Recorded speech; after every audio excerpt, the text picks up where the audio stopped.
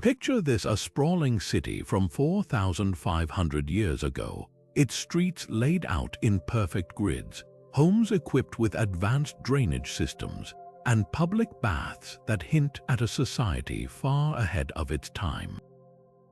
This wasn't Rome, this wasn't Athens, this was the Indus Valley Civilization, one of humanity's greatest and most enigmatic ancient cultures. Yet, despite its brilliance, much of its story remains buried literally. 90% of its cities still lie untouched beneath the earth, waiting to reveal secrets that could rewrite history. Today, we're peeling back the layers of time to uncover 30 forgotten mysteries of this lost world, from their cryptic, undeciphered script to the eerie disappearance of an entire civilization without a trace. What makes the Indus Valley so fascinating isn't just its sophistication, though that alone is staggering. It's the unanswered questions that linger like whispers in the ruins of Mohenjo-daro and Harappa. Who were these people? How did they achieve such precision in urban planning without the technology we'd expect?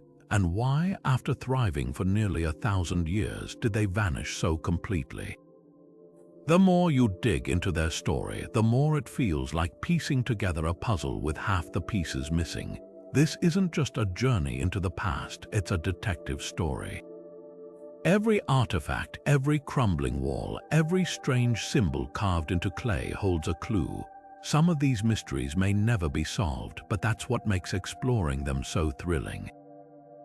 By the end of this video, you'll see the Indus Valley not as a footnote in history books, but as a living, breathing civilization that defies our expectations at every turn. So let's step into the shadows of their world and uncover the truth, or at least as much of it as we can grasp before the next excavation changes everything we thought we knew. The first great enigma of the Indus Valley lies in their hands: tiny, intricate seals carved with animals, deities, and most baffling of all, a script that has resisted translation for over a century. Unlike the Rosetta Stone, which cracked ancient Egyptian hieroglyphs, or Mesopotamian cuneiform tablets that span entire epics, the Indus script remains stubbornly silent. Over 4,000 artifacts bear these symbols, mostly on soapstone seals no larger than a postage stamp. But here's the catch: the longest inscription found contains just 26 characters. Why would such an advanced civilization leave behind no grand proclamations, no royal decrees, no poetry? It's as if they deliberately wrote in riddles. Take the famous unicorn seal discovered in Mohenjo-daro. At first glance, it's a masterpiece of artistry, a mythical creature with a single horn standing before an altar-like object. But turn it over and you'll find 5 mysterious symbols etched above the animal. Some researchers believe these could be names of merchants or deities. Others argue they're part of a complex trade ledger system. What's undeniable is the precision. Every stroke is deliberate, standardized across hundreds of miles of Indus cities. Yet without longer texts for context, deciphering them is like trying to reconstruct a novel from random sentences torn out of different books. Theories abound, of course. One bold hypothesis suggests the script isn't language at all, but a non-linguistic symbol system, perhaps ancestral to Hindu ritual markings still used today. Another camp points to similarities with ancient Dravidian languages, but even with supercomputers running pattern analysis, no consistent grammar or vocabulary has emerged. The frustrating truth: we might be missing a key piece of the puzzle, something as simple as a bilingual inscription, or as dramatic as a yet undiscovered library buried beneath the silt of the Indus River. Until then, those tiny seals keep their secrets, whispering across millennia in a code we can't yet break. While we may never crack the code of their undeciphered script, the Indus Valley people left behind another kind of message, one written in brick and mortar. Beneath the streets of Mohenjo-daro runs a hidden masterpiece of ancient engineering, a network of drains, pipes, and manholes so advanced it would put some modern cities to shame. Imagine stepping into a home built 4,500 years ago and finding a fully functional flush toilet connected to an underground sewer system. This wasn't just luxury, it was a public health revolution 1,000 years before Rome's famed aqueducts. The sheer scale of their sanitation system defies expectations. Each house had its own bathing area with finely fitted brick floors that sloped toward a central drain. Wastewater didn't just vanish, it flowed through gravity-fed channels lined with precisely layered bricks, filtered through sump pits to catch debris, then merged with larger public drains running beneath main streets. Archaeologists have even uncovered manhole covers designed for easy access during repairs, proving maintenance was a priority. But here's the real shocker: these systems weren't haphazard upgrades. They were baked into the city's original blueprints, proving urban planning wasn't just an afterthought, it was foundational. How did they achieve this without metal tools or modern surveying equipment? The answer lies in their obsessive standardization. Bricks across the entire civilization followed identical ratios, ensuring every drainage channel fit together like puzzle pieces.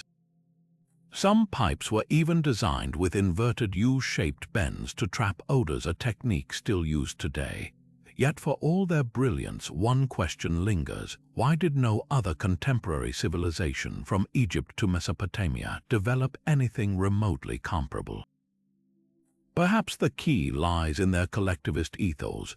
Unlike societies obsessed with pyramids and palaces, the Indus Valley invested in shared infrastructure, proving their genius wasn't just technical, it was profoundly democratic. Visualizing these systems reveals even more wonders.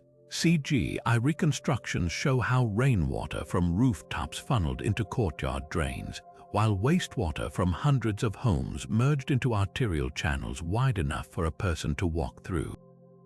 The sophistication suggests not just engineers but an entire bureaucracy dedicated to public health. Were there sanitation inspectors patrolling these tunnels? Did citizens pay taxes for maintenance? The absence of grand temples or royal tombs makes their priorities clear. Here, clean water and waste management weren't privileges, they were human rights carved into the very bones of the city. And that might be their most enduring mystery of all. Buried beneath the ruins of Harappa lies one of the Indus Valley's most puzzling structures. A granary so vast it could have stored enough grain to feed tens of thousands. Stretching nearly 50 meters long with raised platforms and strategic air vents, this wasn't just a warehouse, it was a feat of agricultural logistics unmatched in the ancient world. What's astonishing isn't just the scale, but what it implies. A society capable of producing, collecting, and redistributing food surpluses with almost bureaucratic precision. Yet here's the paradox: archaeologists have found no trace of kings, no tax records, no centralized authority that typically orchestrated such systems elsewhere. How did they pull this off without the usual hallmarks of top-down control? Walk through the ruins of these granaries and you'll notice something eerily modern. The design prioritized function over grandeur, elevated floors to prevent moisture, carefully spaced walls for ventilation, and strategic locations near major thoroughfares for efficient distribution. In Mesopotamia, grain surpluses funded temples and paid for armies. In Egypt, they built pyramids, but in the Indus Valley, the surplus seems to have fed the people themselves. Skeletons recovered from the area show remarkably uniform health, with little evidence of malnutrition or the extreme class divide seen in contemporary civilizations. This suggests something radical: a society where food wasn't hoarded by elites but managed as a collective resource. The real mystery deepens when you realize these granaries weren't standalone marvels. Smaller storage units dotted residential districts, hinting at a tiered system, like neighborhood food banks fed by central hubs. But if there were no kings or warlords demanding tribute, who coordinated this? Some theorists propose merchant guilds or priestly councils, yet no surviving artwork or inscriptions depict such figures. others wonder if the answer lies in the civilization's most baffling trait, its apparent egalitarianism. Unlike Egypt's god pharaohs or Mesopotamia's palace archives, the Indus Valley left no grandiose statues or royal tombs, just these silent, sprawling granaries standing as monuments not to power but to shared survival. Perhaps the most tantalizing clue comes from the grain itself.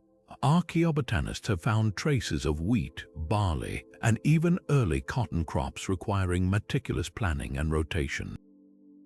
But with no evidence of large-scale irrigation systems, how did they achieve such reliability? The answer might lie beneath the floodplains of the Indus River, where seasonal waters could have nourished fields naturally.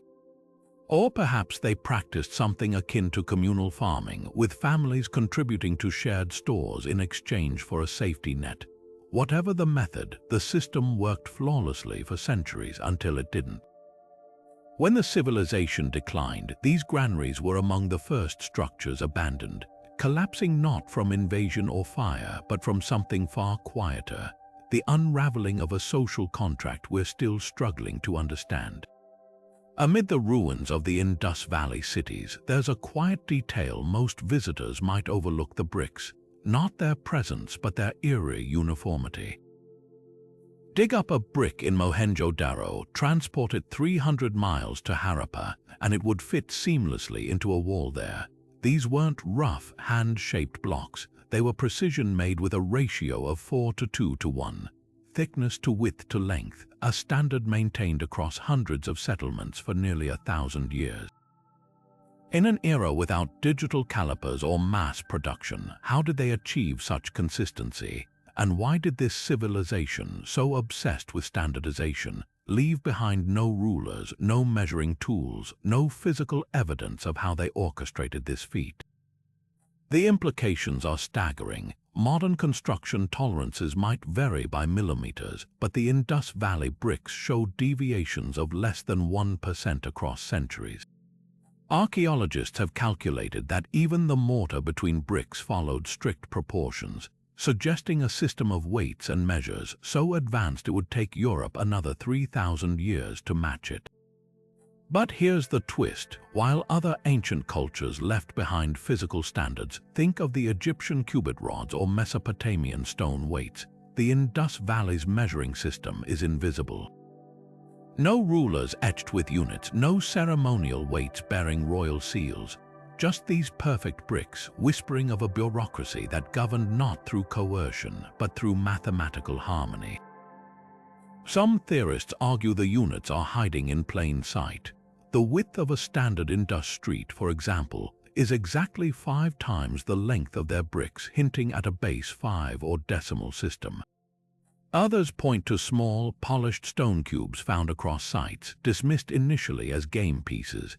These cubes come in meticulous fractions, halves, thirds, quarters, as if they were parts of a greater whole. Could these have been the weights for a sprawling trade network? It would explain how goods from as far as Mesopotamia made their way into Indus markets with such consistency. Yet without inscriptions to confirm their purpose, we're left reverse engineering an entire system of governance from silent artifacts, the most haunting possibility. This standardization wasn't just practical, it was ideological. While Egypt's pyramids glorified individual pharaohs and Mesopotamia's ziggurats celebrated city-states, the Indus Valley's monuments were these humble bricks. Every identical block was a statement. That order could be collective, that progress didn't require kings. Perhaps that's why their collapse feels so unsettling. When the cities were abandoned, the bricks didn't crumble from disrepair. They simply waited, perfect and unused, as if the civilization's greatest innovation outlived the people who created it. Rising above the flat plains of Mohenjo-daro like an ancient acropolis, the so-called citadel dominates the city's skyline and its mysteries. This massive mud brick platform, towering 12 meters high, wasn't unique to this one city. Every major Indus Valley settlement had one, carefully positioned to the west of the residential areas, their identical layouts suggesting a shared purpose that's baffled archaeologists for decades.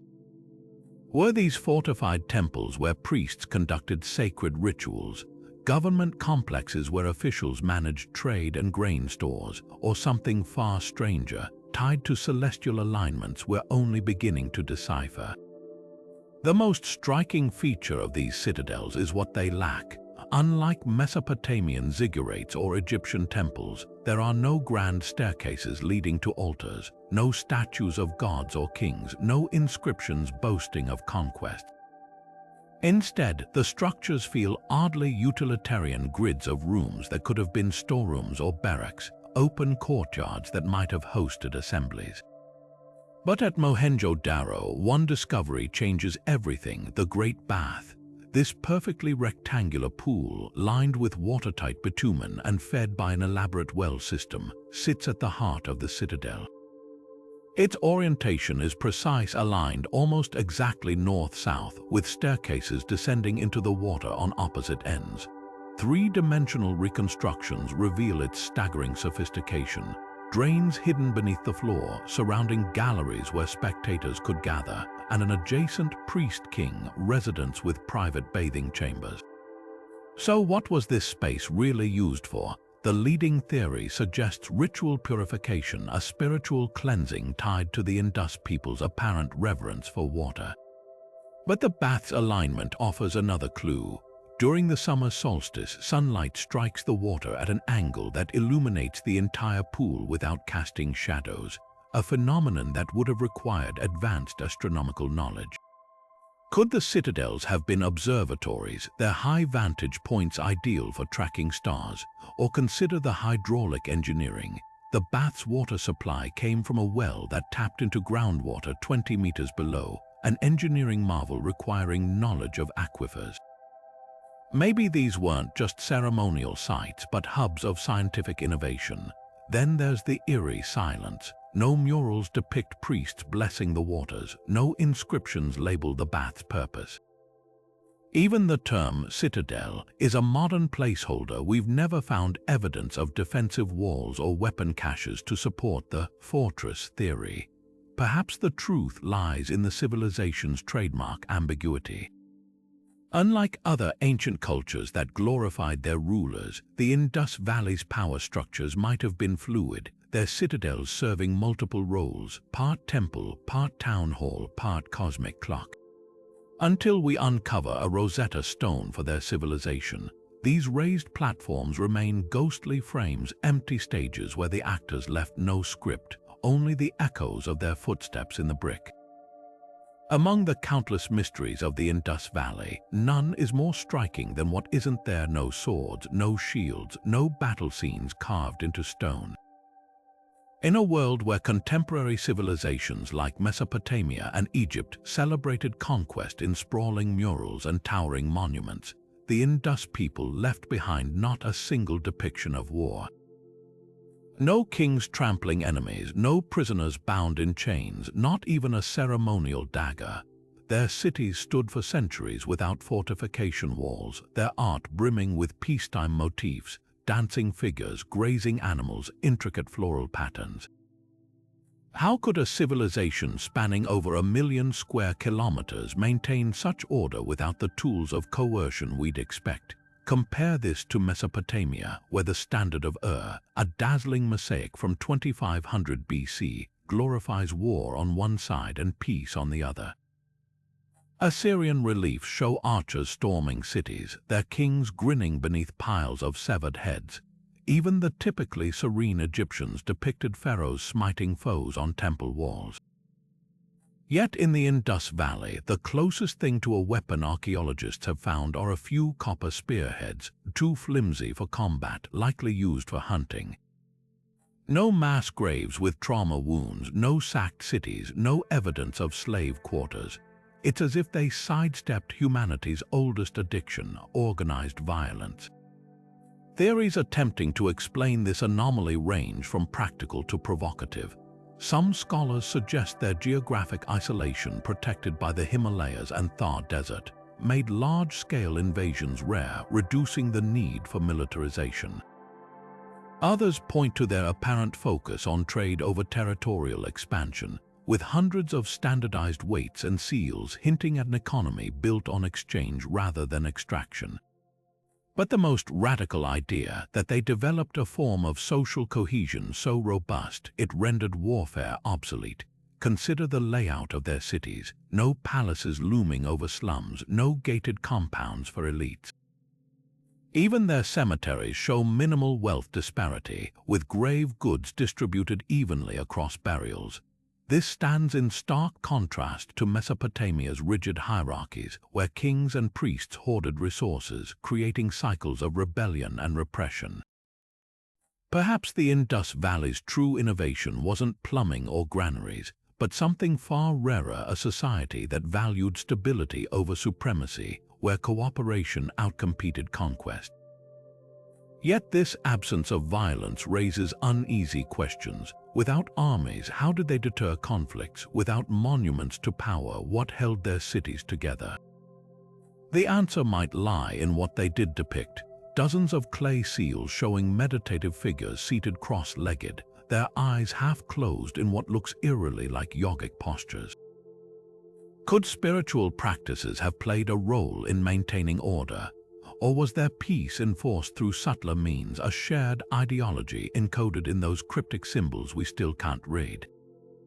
The haunting truth is that their pacifism may have contributed to their downfall.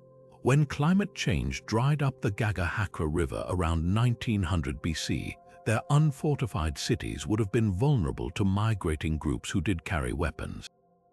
Unlike the militarized states that weathered crises through force, the Indus people left no evidence of resistance. Their legacy isn't one of defeat, but of defiance, proof that for a fleeting moment in human history, an advanced civilization thrived not by the sword but by the brick.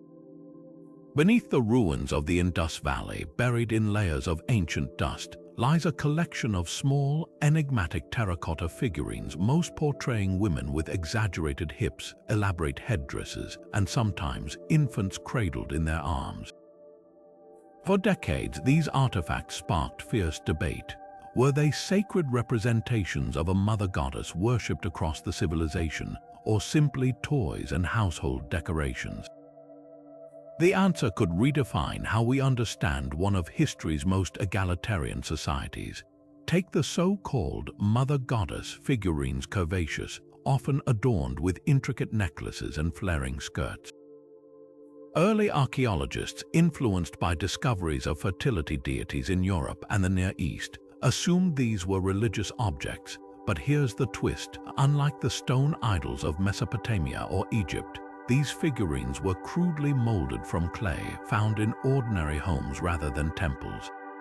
Some show signs of being mass-produced, with nearly identical faces and poses across distant cities. Were these beloved household guardians, or the ancient equivalent of today's knickknacks crafted to bring comfort rather than veneration? Then there's the dancing girl, a breathtaking exception to the terracotta crowd. Cast in bronze, this 11-centimeter statue from Mohenjo-daro depicts a young woman standing defiantly with one hand on her hip, the other draped with bangles nearly up to her shoulder. Her pose is alive with movement, her chin tilted up as if caught mid-dance. Unlike the stylized goddess figurines, her realism is stunning, individual ribs visible beneath her slender torso, a coiled braid resting on her shoulder.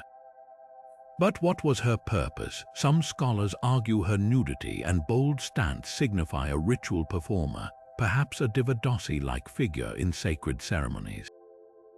Others note the absence of religious symbols around her and propose she's a secular tribute to artistry, an ancient masterwork meant to celebrate grace, not divinity. The controversy deepens when you examine the context. While cultures like ancient Crete left behind frescoes of priestesses presiding over rituals, the Indus Valley offers no clear temples or altars to link these figurines to worship. Even more puzzling, male figurines are almost non-existent in the archaeological record.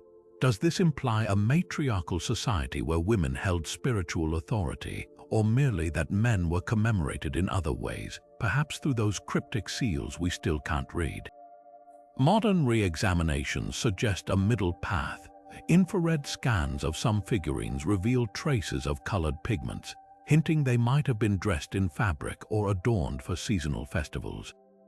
Ethnographic parallels with rural Indian traditions, where clay figures are still used in harvest rituals, suggest these objects could have been part of domestic rites, blessings for childbirth or good harvests, not a centralized state religion.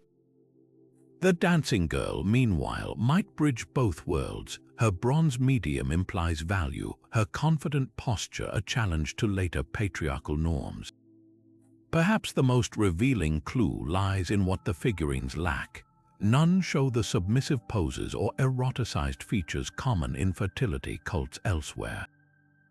Whether goddess or dancer, these women stand unabashedly present, not as objects of worship or domination, but as active participants in a society that, like so much of the Indus Valley's legacy, refuses to fit neatly into our historical frameworks. Their silent clay lips keep their secrets, leaving us to wonder if we've been projecting our own myths onto a civilization that saw power and the divine very differently. Centuries before the invention of coinage, the Indus Valley Civilization was trading with distant lands. No gold, no silver, not even a single scrap of currency has ever been found in their ruins.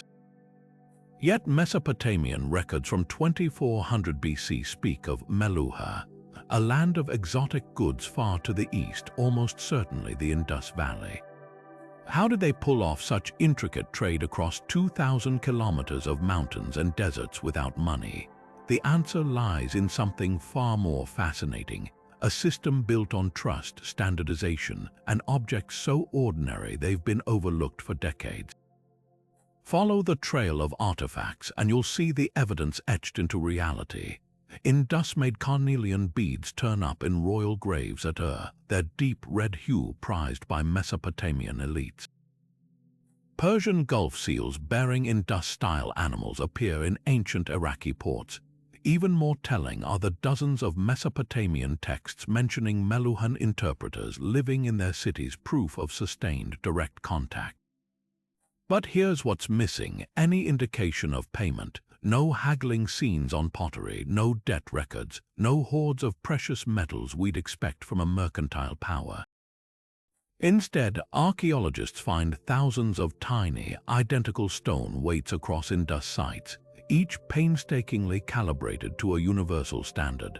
These weights, crafted from chert and etched with precise decimal divisions, were the secret. A merchant in Harappa could measure out grain or cotton using a 1.6-gram cube, while their counterpart in Lothal used the same measure 600 kilometers away. Need to trade up, larger weights followed perfect multiples, 16 grams, 160 grams, and so on. This wasn't just convenience, it was a language of value transcending speech. A trader from Mesopotamia could present ivory or lapis lazuli, receive Indus goods weighed against these universal standards, and walk away confident the exchange was fair, no coins required. The system's brilliance becomes clear when you examine the goods themselves. Indus Valley artisans mass-produced beads with drill holes so precise they vary by less than a millimeter across thousands of specimens. A Mesopotamian nobleman didn't need to know the maker, the uniformity guaranteed quality. Even more striking are the seals, found as far away as Oman. These soapstone emblems bore animal motifs and cryptic script, functioning like ancient trademarks. Break one open and you'll often find a loop on the back, meant to be threaded and worn as a necklace, turning merchants into walking credentials. Yet the greatest mystery isn't how they traded, but why this system vanished. Later civilizations reverted to precious metals as currency, but the Indus Valley's weight-based economy thrived for centuries without it. Perhaps it relied too heavily on shared cultural trust, a network that collapsed when droughts scattered the population. Or maybe the answer lies in those Mesopotamian texts, where later records grumble about Meluhhan ships that come no more. Whatever the reason, their legacy endures in the unlikeliest places. Next time you glance at the barcode on a grocery item, remember, 4,000 years ago, an entire civilization ran on a similarly abstract idea that value could be measured, not minted. Walk through the ruins of Mohenjo-daro and you'll notice something peculiar. Water is everywhere, not just in the famous Great Bath, but in hundreds of wells that dot the city, some positioned at precise intervals along streets, others tucked into private courtyards. These weren't just practical necessities, their placement feels almost ceremonial, as if water held a meaning far beyond hydration. When archaeologists mapped them, a pattern emerged. Wells clustered near the citadel, their depths lined with meticulously laid bricks to prevent contamination. Could this obsession with water, its purity, its flow, its architectural prominence point to a spiritual tradition that echoes in modern Hinduism? The Great Bath is the clearest clue. Unlike any structure in Mesopotamia or Egypt, this pool's engineering suggests ritual, not recreation. Its walls were coated with bitumen, a tar-like substance that made them waterproof, an extravagant touch for a civilization that otherwise prized practicality. Steps descend into the water on two sides, inviting ceremonial immersion, while surrounding galleries hint at audiences witnessing rites we can only imagine. But the most telling detail might be what's missing: no drains. Unlike the city's efficient sewers, the bath's water had to be manually emptied and refilled, a laborious process that implies occasional sacred use rather than daily bathing. Parallels with later Hindu traditions are hard to ignore. The concept of ritual purity linked to water central to practices like the Kumbh Mela, where millions immerse in sacred rivers, may have roots here. Even the bath's orientation aligns with Vastu Shastra, ancient Indian principles of sacred geometry that dictate how spaces interact with natural forces. Then there's the lingam-like stones found near some wells, their phallic shapes reminiscent of Shiva worship, though this remains hotly debated. The Indus Valley's water cult, if it existed, might have been a precursor to the Ganges' spiritual significance, a thread connecting two civilizations separated by millennia. Yet the silence of their script leaves us guessing. Without inscriptions or murals depicting water deities, we're left reconstructing beliefs from architecture alone. Perhaps the answer lies in the wells themselves. Unlike Mesopotamian ziggurats that reached skyward to gods, Indus wells drilled downward as if divinity flowed from below. In a land dependent on monsoon floods and erratic rivers, this reverence makes sense. Water wasn't just life-giving, it was unpredictable, demanding respect. The Great Bath, then, might have been more than a temple. It could have been a plea, a monument to humanity's fragile pact with nature, written not in words but in bricks and flowing water. Around 1900 BC, something eerie happened across the Indus Valley. Not with fire or sword, but with silence. One by one, the great cities emptied, Mohenjo-daro's streets no longer bustling with merchants, Harappa's granaries left unattended, the meticulous drains clogging with dust. This wasn't a sudden collapse, it was a slow unraveling, as if the civilization simply exhaled and never breathed in again. The question that haunts archaeologists isn't just why they left, but why they never returned. No squatters reclaiming the abandoned buildings, no later cultures layering atop their ruins.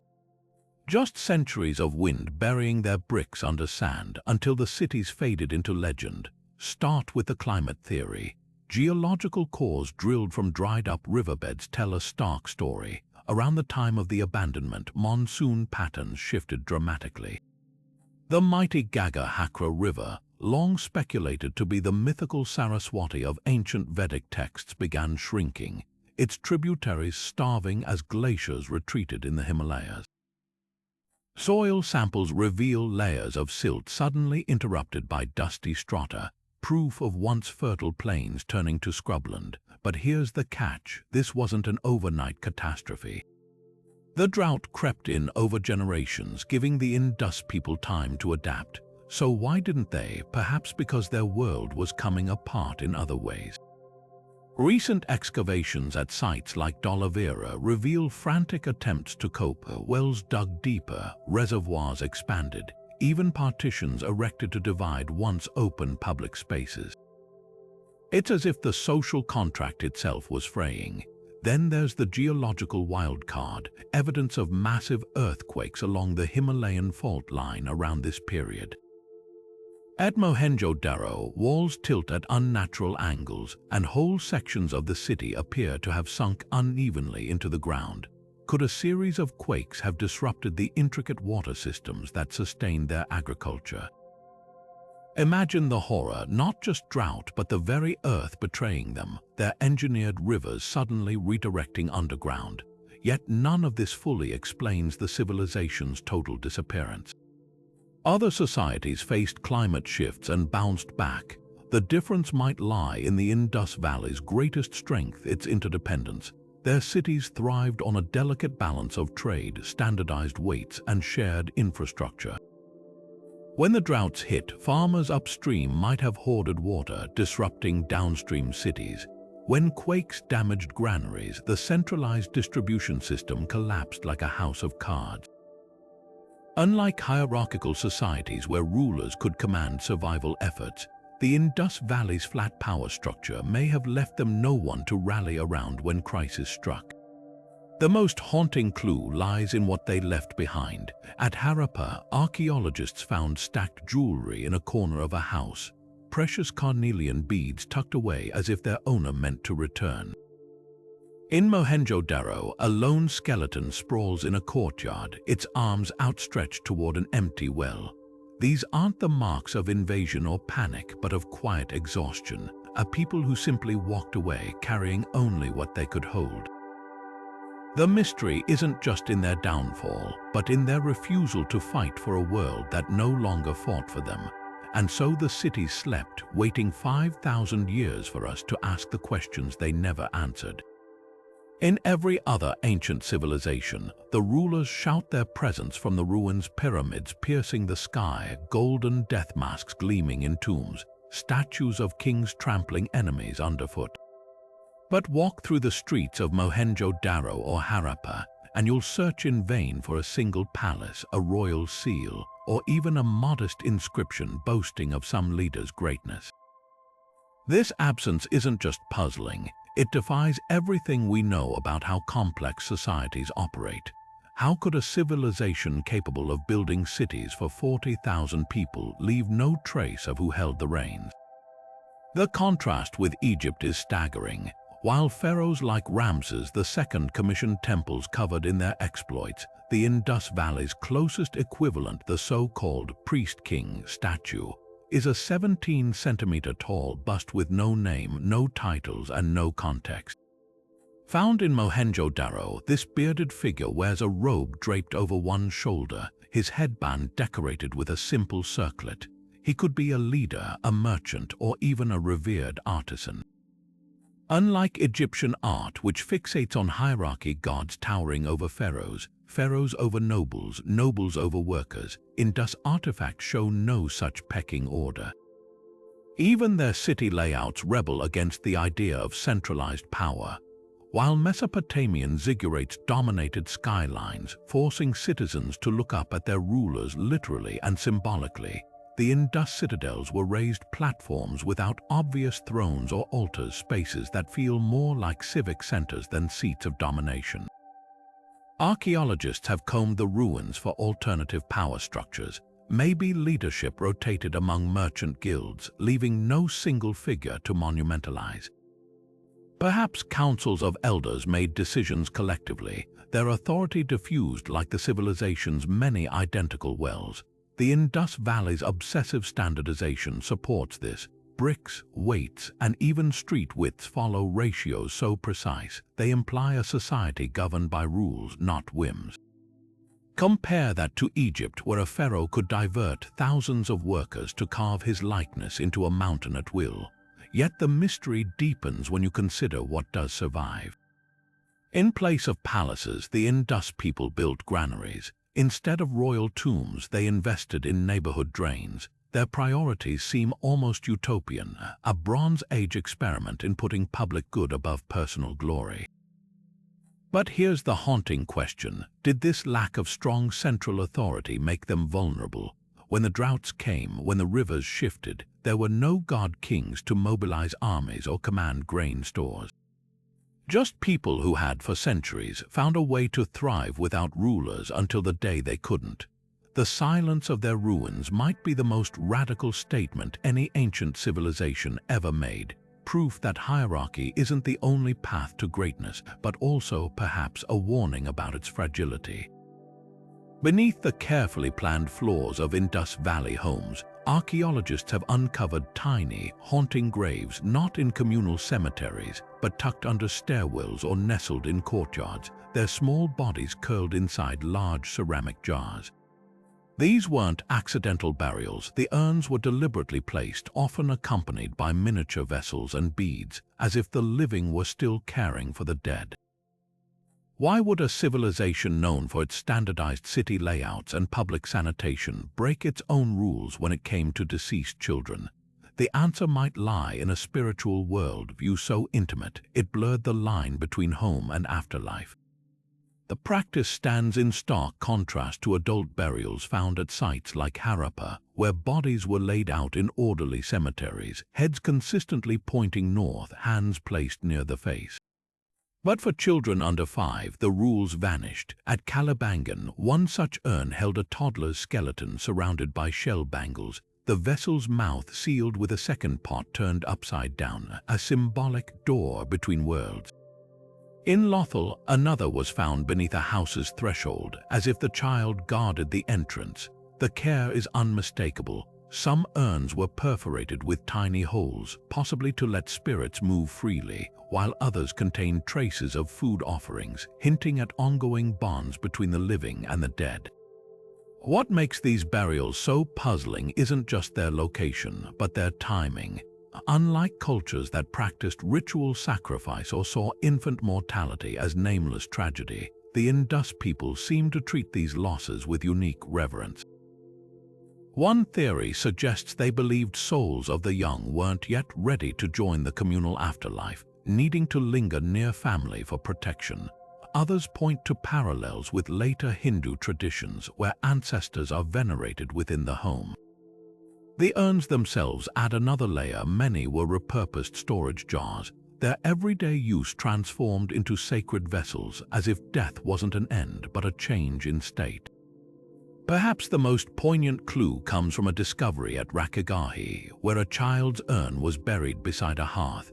Scorch marks on the pot's exterior suggest it was warmed by fire before interment, a gesture echoing the universal human instinct to comfort the vulnerable against the cold.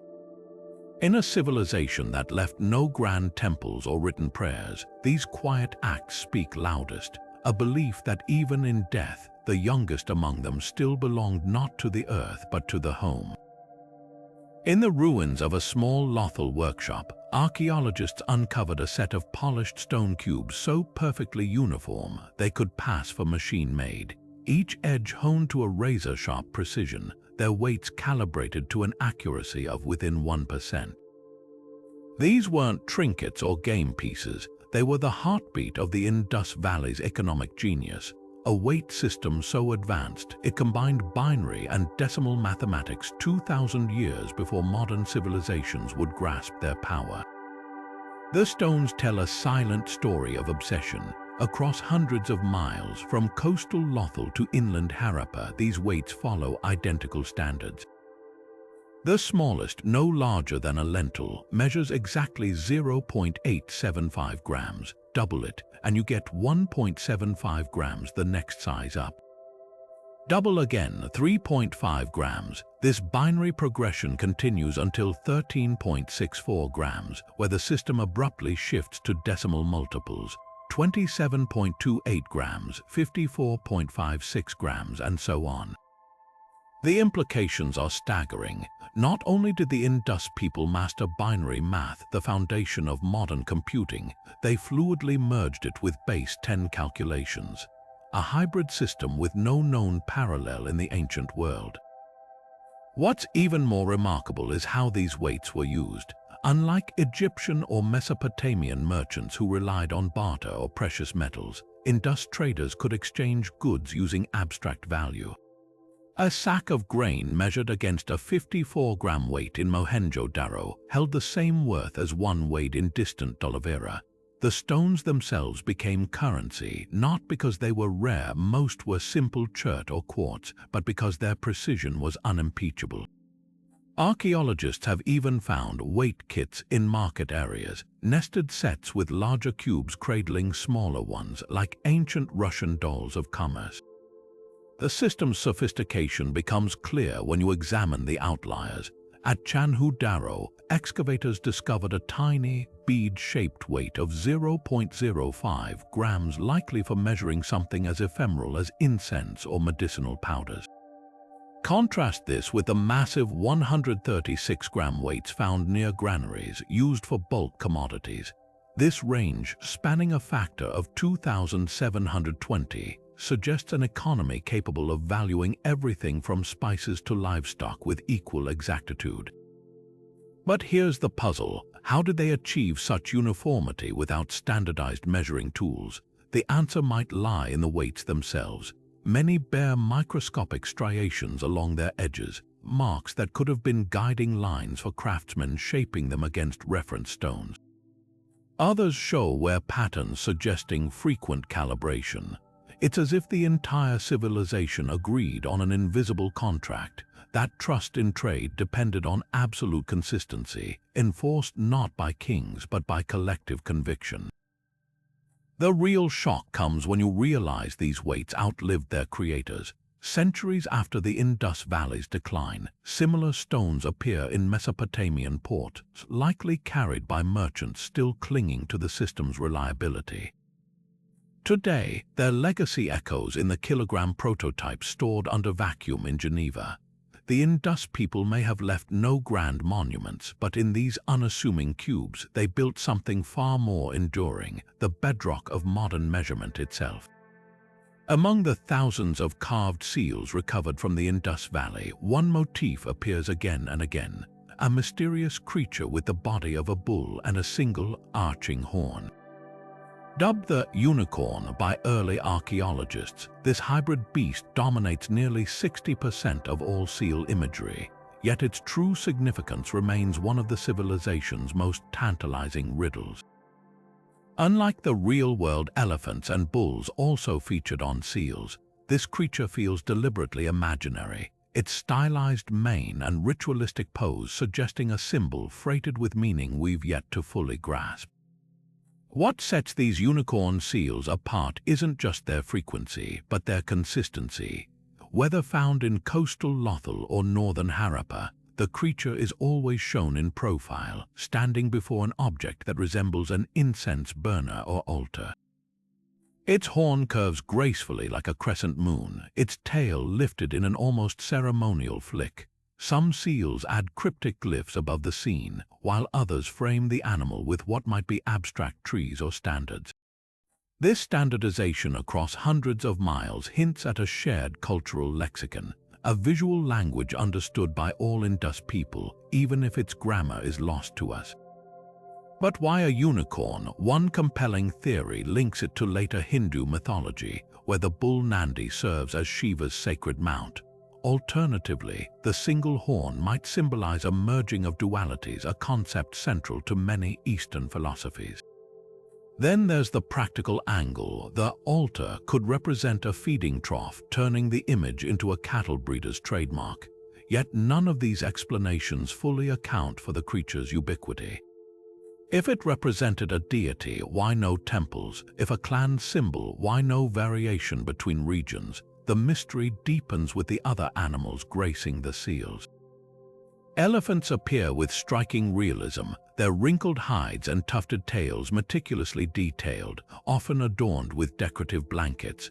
Bulls, too, are rendered with anatomical precision, but unlike the unicorn, they're sometimes depicted in combat, locked horn to horn. Then there are the rarer creatures, tigers with elongated bodies, crocodiles that seem to swim across the soapstone, and most enigmatic of all, composite beasts like a horned serpent with a bull's head. These chimeras suggest a worldview where boundaries between natural and supernatural blurred. Take the three-headed deer seal from Kalibangan. Its central body sprouts three distinct necks, each crowned with antlers. Could this represent a trinity of spirits akin to later Hindu Trimurti, or was it purely mythological, a creature as fantastical to them as dragons are to us? The answer might lie in the seal's usage. Many show where patterns indicating they were pressed into clay or wax repeatedly, perhaps as amulets, trade contracts, or even storytelling aids. The most haunting possibility is that these animals weren't just symbols, but keys to a lost oral tradition. Without Rosetta Stone-like bilingual texts, we're left staring at these images like strangers at a foreign cinema, able to see the moving pictures but deaf to the dialogue. Perhaps the unicorn wasn't meant to be read at all, but felt a visual mantra invoking protection, prosperity, or some deeper truth about a civilization that chose to speak through stone and symbol rather than words. Their silence, as always, is the loudest mystery of all. At the edge of the ancient world, where the Arabian Sea kissed the land, the Indus Valley people built something extraordinary, a massive, trapezoidal basin of precisely laid bricks, its walls reinforced with timber, its entrance carefully designed to harness the tides. This wasn't just Lothal's dockyard, the oldest known in history. It was a marvel of engineering that may have doubled as a celestial observatory, its very geometry whispering secrets about how this civilization saw the cosmos. Step onto the dock's worn bricks today and you can still trace its genius. The structure stretches 216 meters long and 37 meters wide, dimensions that aren't arbitrary. Archaeoastronomers have discovered its longer axis aligns perfectly with the summer solstice sunrise, while shorter walls point toward key stars used in ancient navigation. Even more intriguing, the sluice gate's design accounts for tidal fluctuations with near-scientific precision, suggesting builders didn't just understand the moon's pull on waters, they may have ritualized it. But why combine commerce and astronomy? The answer might lie in the artifacts dredged from its depths. Amidst the typical trade goods, carnelian beads, copper ingots, excavators found something unexpected. Terracotta models of boats with crescent-shaped prows, some adorned with what look like celestial symbols. Then there's the compass-like instrument discovered nearby, a circular shell with carved markings that align with lunar phases. Could this dock have been more than a hub for merchants? Perhaps a sacred space where sailors were blessed under specific constellations, or where traders timed voyages to astrological events. The dock's ritual potential deepens when you examine its anomalies. Most seaports prioritize easy access, yet Lothal's basin was deliberately built 1.5 kilometers inland, connected to the estuary by a winding channel. This circuitous route would have forced ships to pass a raised platform covered in fire altars, a clear hint of ceremonial activity. Even the bricks tell a story. Their unique kiln-baked composition resists saltwater erosion, a costly choice for purely utilitarian construction. Modern reconstructions reveal the dock's hidden layers. During high tide, water would have filled the basin, creating a mirror-like surface reflecting the night sky.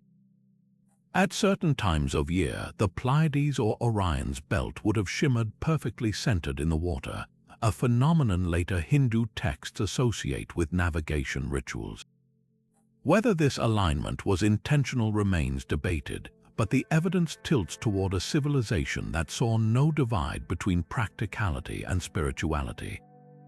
To them, the sea wasn't just a highway. It was a living entity, its rhythms tied to the heavens, its gifts earned through reverence as much as skill. The dock's final mystery lies in its abandonment. Unlike other Indus sites, Lothal shows signs of repeated flooding before its demise. Yet each time its people rebuilt, not just the dock, but the altars and observation platforms too. The last reconstruction, though, feels rushed, walls slightly misaligned, bricks uneven. It's as if they clung to the cosmic connection long after the tides turned against them, until the day the stars themselves seemed to withdraw their favor. Scattered across the plains of northern India, far from the ruins of the great Indus cities, lie strange buried treasures, not gold or jewels, but bundles of copper tools so deliberately hidden, they seem to whisper of a civilization in crisis, or perhaps a ritual we can't yet understand. These are the copper hoards, mysterious caches dating back to around 2000 BC, containing everything from harpoons to anthropomorphic axes shaped like dancing human figures. Unlike the standardized weights and seals of the Indus Valley, these objects feel urgent, improvisational, as if forged not for trade but for survival. Take the Gungiria hoard, the largest ever found. Unearthed in central India, it contained 424 copper objects weighing over 300 kilograms, axes, rings, even flat, semicircular blades resembling miniature halos. But the real showstoppers are the anthropomorphic axes. These eerie artifacts depict stylized human forms with splayed limbs, their bodies merging seamlessly with the axe head in a way that blurs the line between tool and deity. Some show intricate waistbands or headgear, their faces reduced to simple notches that somehow feel more expressive than any detailed carving. Were these weapons? Religious symbols, or both imbued with power, both practical and supernatural? Theories about their purpose split sharply. One camp points to the metal itself. Copper was valuable, but these hoards show no signs of recycling. Instead, they were carefully buried, often near water sources, as if offered to rivers or underground spirits. Supporting this, many axes bear no wear marks, their edges untouched by labor or combat. But another faction argues these were emergency stashes, hidden during the turmoil of the civilization's collapse. The timing fits. As Indus cities emptied, these hoards appeared in the hinterlands, possibly left by refugees preserving tools for a future that never came. The mystery intensifies when you examine their craftsmanship. Unlike the precision of Indus weights, these objects feel raw, even experimental. Some axes have odd perforations too small for handles, possibly for amulets or ceremonial cords. Others show uneven alloy mixes, suggesting hurried production with whatever copper was available. Yet for all their roughness, there's artistry here too.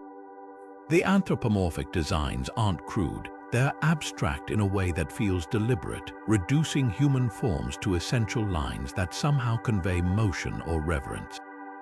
Perhaps the most haunting clue lies in their distribution.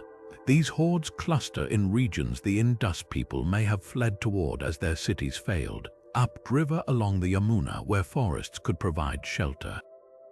One cache near Hisar contained axes stacked like firewood, alongside ingots, as if someone planned to return and forge more. But they never did. The copper waited underground for millennia, until farmers' plows struck metal and archaeologists began piecing together a story of resilience and desperation. Were these the last whispers of a fading civilization, or the first murmurs of something new? The axes keep their secrets, their silent copper faces frozen mid-dance between two worlds.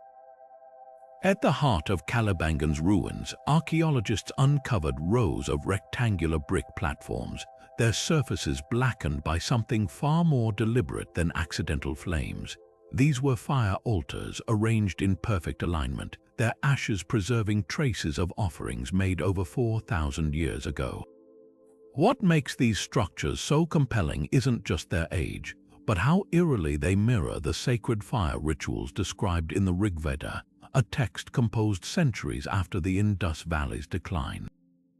The question lingers like smoke: were these the earliest known yajna altars? And if so, does this mean the roots of Hinduism stretch even deeper into prehistory than we've imagined?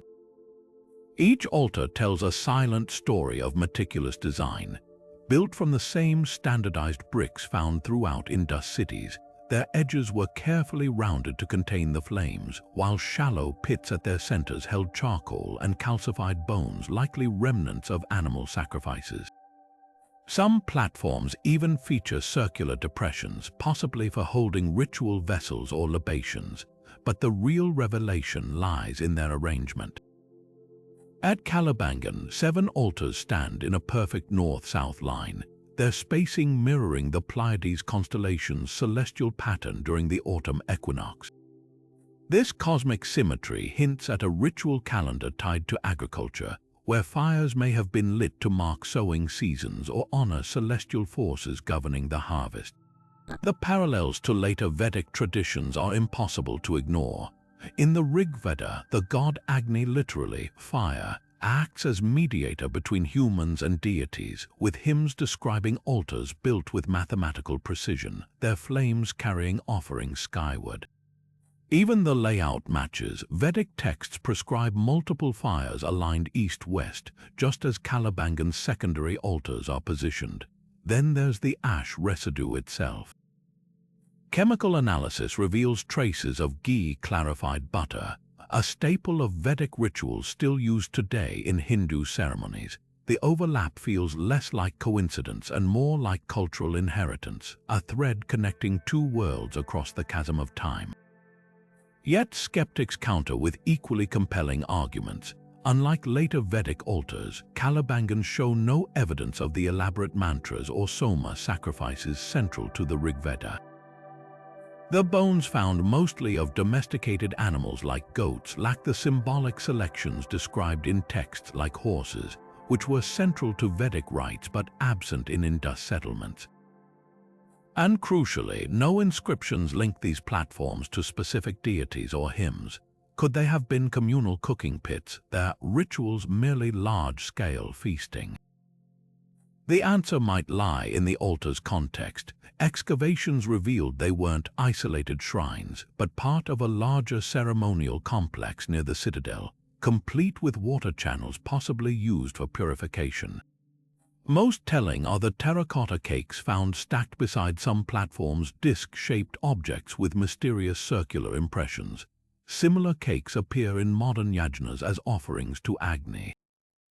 Whether the Indus people worshipped the same fire god or not, their reverence for flame as a transformative force seems undeniable. The real mystery isn't just what burned in these altars, but why across millennia the act of feeding fire to bridge earthly and divine remains one of humanity's most enduring spiritual instincts. Buried deep in the workshops of Lothal and mohenjo-daro, archaeologists uncovered piles of carnelian beads so delicately crafted, they seem to defy the limits of Bronze Age technology. Some measure less than 1 millimeter in diameter, thinner than a human eyelash, yet boast perfectly symmetrical holes drilled through their centers with impossible precision. These weren't just ornaments, they were masterpieces of a lost art produced on an industrial scale across the Indus Valley. The question that haunts researchers isn't just how they achieved such microscopic perfection, but why they invested such staggering effort into objects smaller than a grain of rice. The process began with raw carnelian, a fiery red quartz mine from distant Gujarat. Artisans would heat the stone in furnaces reaching 900 degrees Celsius, a technique still used today to enhance its color. But here's where the mystery deepens. Under microscopes, the drill holes show no signs of jagged edges or concentric rings, flaws typical of even the finest metal or bone drills. Instead, the interiors are smooth as glass, suggesting the use of an advanced technique modern jewelers call peck drilling. This involves a diamond-tipped pump drill, except the Indus Valley had no diamonds. So what did they use? Experimental archaeologist Kuldeep Band spent years reconstructing the answer. His team discovered that the secret lay in an unlikely material, emery powder, a corundum-rich abrasive gathered from riverbeds. Mixed with olive oil, traces of which were found in workshop residues, it formed a paste that could be loaded onto bamboo drills, spun at high speeds using a bow mechanism. These makeshift tools could bore through solid stone with astonishing accuracy. But the real breakthrough came when Band's team tried replicating the hair-thin beads. They realized the drills had to be stabilized with a wooden jig, a primitive lathe, while artisans guided them with copper magnifying lenses.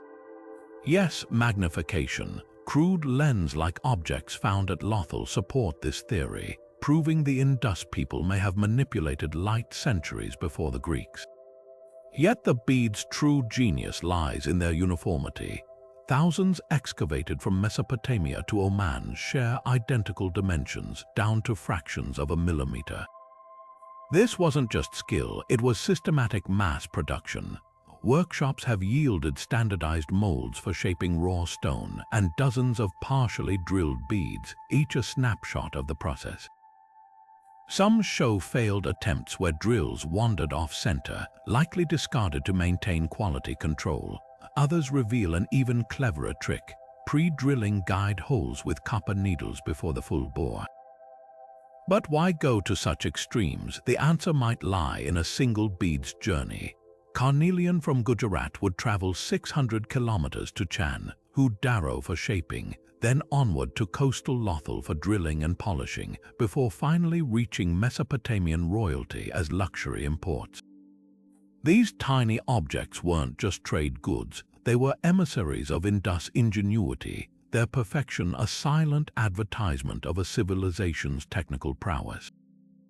Today, when jewelers struggle to recreate them even with laser drills, these minuscule marvels stand as a testament to a people who turned stone into thread and patience into art. Walk through the ruins of mohenjo-daro's workshop district, and you'll stumble upon something startling: piles of nearly identical pottery shards, stacked like products fresh off a factory line. These aren't just similar, they're carbon copies, their dimensions matching to within millimeters, their clay tempered with the exact ratio of sand, their rims turned at the same precise angle. This level of uniformity isn't just craftsmanship, it's something closer to the Industrial Revolution, unfolding 4,000 years before Henry Ford's assembly lines. How did the Indus Valley achieve such scalability without blueprints or machinery? The answer lies in a system of molds and jigs so advanced, it rewrites our understanding of ancient mass production. Take the ubiquitous Indus goblet, found by the thousands across multiple cities. Each one shares the same eggshell-thin walls, the same tapered base, the same capacity of exactly 300 milliliters. Archaeologists replicating these vessels discovered the secret: not freehand skill, but standardized turntables and templates. Potters would wedge clay into pre-measured cylindrical molds, then spin them on wheels calibrated to consistent speeds. The real genius, though, was in the trimming tools: bone blades set at fixed angles that shaved excess clay to predetermined thicknesses. Even the drying process was systematized. Kiln sites reveal carefully spaced shelves, ensuring even heat circulation, while chemical analysis shows identical firing temperatures across regions. This wasn't just efficiency, it was quality control on an unprecedented scale. But pottery was only the beginning. At Harappa's metalworking quarters, excavators uncovered rows of nearly identical copper arrowheads, each with the same weight and balance. Microscopic analysis revealed something astonishing. Rather than being hammered individually, they were cast in reusable stone molds, 20 at a time, with channels allowing molten metal to flow into multiple cavities simultaneously, a primitive version of modern die casting.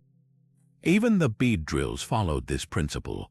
Workshops contained limestone blocks with dozens of perfectly aligned conical depressions, each holding a bead blank while a multi-tipped drill bored holes in batches. The parallel to today's CNC machining is uncanny. Just replace the automated bits with teams of artisans working in sync.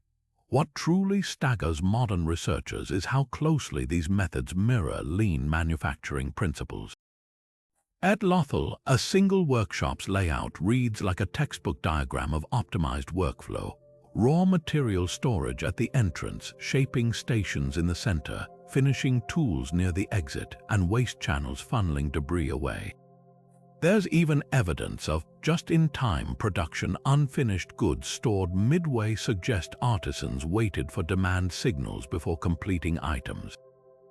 Compare this to 19th century European factories, where disorganization often led to bottlenecks, and you realize the Indus people may have pioneered concepts we still struggle to perfect.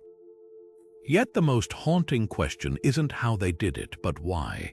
Unlike societies where mass production served kings or armies, the Indus Valley's output seems almost democratically distributed standardized goods for ordinary homes. Perhaps their greatest innovation wasn't the assembly line, but the idea that precision and affordability could belong to everyone. In a world where most ancient elites flaunted handcrafted luxuries, they built a civilization where even a farmer's bowl was made with the same exacting standards as a merchant's. That legacy lingers in every shard, every bead, every arrowhead whispers of a society that saw equality not in words, but in the very objects of daily life. Among the thousands of carved seals recovered from the Indus Valley, one motif appears with baffling frequency, a creature with the sturdy body of a bull, but crowned by a single, sweeping horn that curls like a crescent moon. This so-called unicorn graces a staggering 60% of all surviving seals, its stylized form repeated across hundreds of miles with almost ritualistic consistency. Unlike the elephants and bulls depicted with anatomical precision on other seals, this hybrid beast feels deliberately mythical, always shown in profile, always standing before a mysterious altar-like object, often accompanied by the same cryptic symbols. What could explain its dominance in a civilization otherwise obsessed with practicality? One compelling theory suggests the unicorn wasn't just art but identity, a clan emblem or guild trademark unifying far-flung communities. Consider the logistics. Seals bearing this creature have been found in coastal Lothal's trading outposts, northern Harappa's workshops, and everywhere between. Their uniformity hints at a shared visual language, recognizable even to those who couldn't decipher the script above it. Modern parallels abound, from medieval merchant marks to corporate logos. Yet, unlike later heraldry where lions or eagles symbolized power, the Indus unicorn's gentle posture, head lowered as if in reverence, implies something softer, a collective identity rooted in cooperation rather than conquest. But the cosmological angle is equally persuasive. In later Hindu and Buddhist traditions, the unicorn, or Ekashringa, appears as a symbol of spiritual awakening, its single horn representing the merging of dualities, mind and body, earthly and divine. The altar-like object before it on the seals could then be a sacrificial fire, linking to the Rig Veda's descriptions of rituals performed for celestial favors.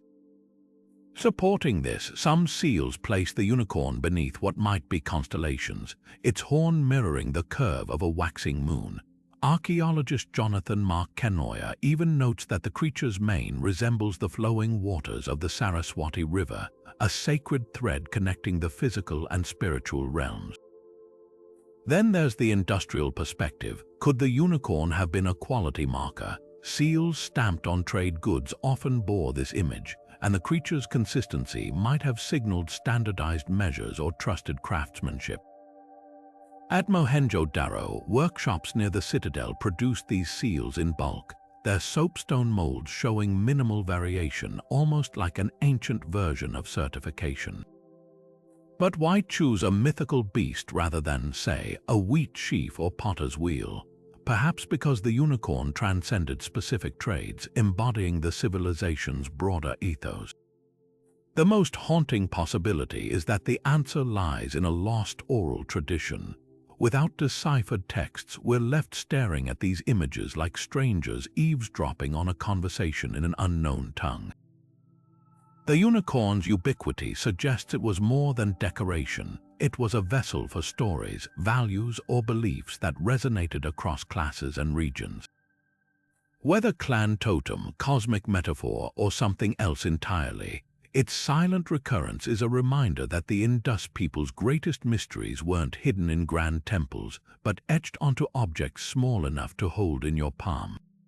Walking through the ruins of Mohenjo-daro or Harappa, you're struck by something eerily modern. streets intersecting at flawless 90-degree angles, forming city blocks so uniform they could have been plotted with satellites rather than Bronze Age tools. This isn't just orderly urban planning, it's a mathematical obsession, a level of precision that wouldn't be matched until the Roman grid systems 2,000 years later. How did a civilization without compasses or blueprints orchestrate such geometric perfection across hundreds of settlements? And why did this standard endure for nearly 1,000 years without deviation? The genius lies in the details. Main thoroughfares stretch arrow straight for over half a mile, their width standardized to precisely twice that of secondary lanes, roughly 7.5 meters versus 3.75. Side streets branch off at perfect right angles, creating rectangular parcels so consistent, archaeologists suspect they were pre-marked with ropes and pegs soaked in ochre pigment, traces of which still cling to some bricks. Even more impressive, this grid isn't rigid. It adapts to geography with astonishing fluidity. At Decode, streets curve gently around natural rock outcrops while maintaining their orthogonal relationships, proving the Indus people valued harmony between design and environment long before modern urbanists coined the term. Compare this to contemporary cities like in Mesopotamia, where winding alleys spiral haphazardly around ziggurats, or Egyptian towns clustering organically along the Nile. Even classical Athens, often romanticized as the pinnacle of ancient planning, grew chaotically compared to the Indus Valley's clinical order. The closest parallel might be Teotihuacan in Mesoamerica, but that arose over a millennium later. What's truly radical is how this standardization served not elites but everyone. Unlike Rome's grand avenues leading to imperial forums, Indus streets uniformly prioritize functionality. Drainage channels running beneath them, houses accessing lanes of identical width, public wells spaced at regular intervals.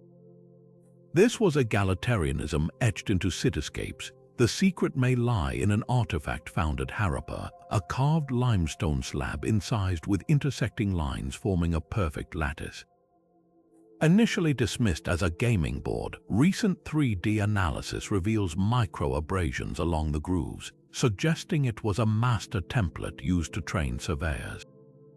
Combined with the civilization's standardized bricks, their uniform dimensions allowing streets to be measured in brick counts rather than arbitrary units.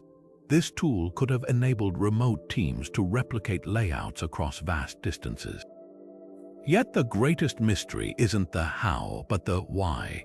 In most ancient cultures, meticulous planning served divine or royal egos, processional routes for gods, symmetrical capitals glorifying kings. The Indus Valley's grids lack such vanity. No grand boulevards lead to palaces because there were none, no districts cordoned off for elites. Instead, the order seems designed for communal efficiency, optimizing trade, sanitation, and civic interaction.